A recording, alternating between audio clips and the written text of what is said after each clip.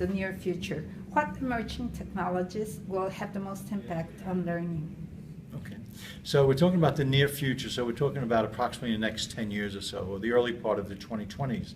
And I think that the technologies we're seeing today, such as adaptive learning, big data, learning analytics, those are the kinds of technologies that will continue to evolve. But I do not believe they're going to be revolutionary. They're not going to turn higher education completely around.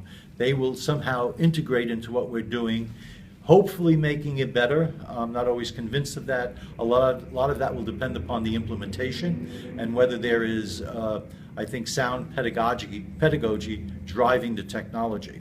But I do think it's going to be more evolutionary over the next 8 to 10 years, the current technologies. They're not going to revolutionize things.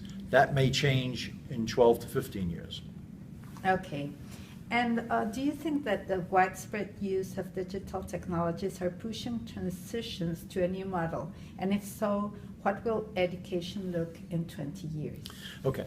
Now we're looking at the more distant future. And I do think that there are, and as I mentioned in my talk, we're still basically using a model where the pedagogy is driving the technology. But I do believe that we might reach a point within 20 years that certain technologies, namely artificial intelligence, which will change the whole complexion of adaptive learning, but artificial intelligence, super cloud computing, some degree biosensing devices, those have the potential, either one of them have a potential of making major changes in education, particularly higher education. If they all combine into a more extensive man-machine model, it will change not only education, it will change a lot of our enterprises, private or public, which are very dependent upon knowledge generation, knowledge dissemination.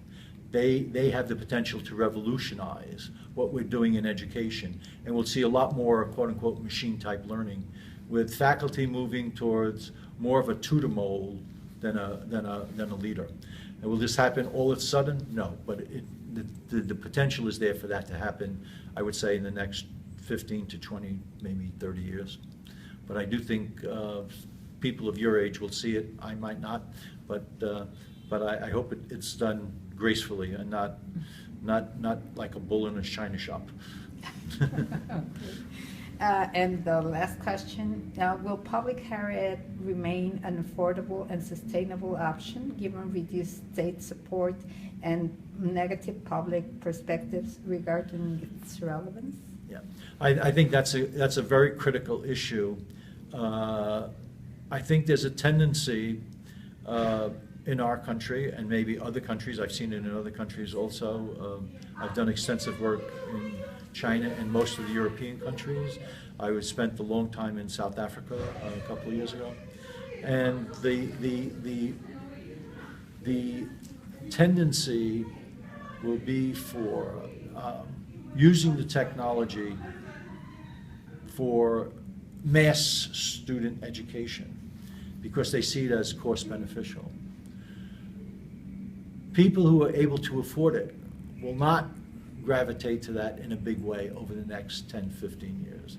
They will still look for what in this country the perception is that the residential 4-year experience is the most desirable.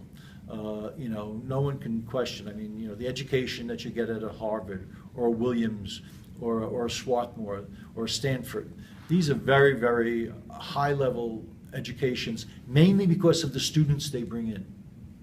They skim and get some of the best students in the country and beyond, and that will remain desirable for many years to come. But they will be subject to this kind of tipping point with artificial intelligence in 20 years or so beyond that. But I am concerned over the next 8, 9, 10 years, maybe less, that I think in our public institutions, technology will be used to move education to the masses. And those will be the people of modest means and abilities in terms of, not just in terms of their financial resources, but what they bring in terms of their own preparation to go to college. We know in the United States that large percentages of our students are not college ready. And that population, I think there will be a look to see what we can do with technology for that population, as is happening in many of our high schools, particularly in the urban high schools today.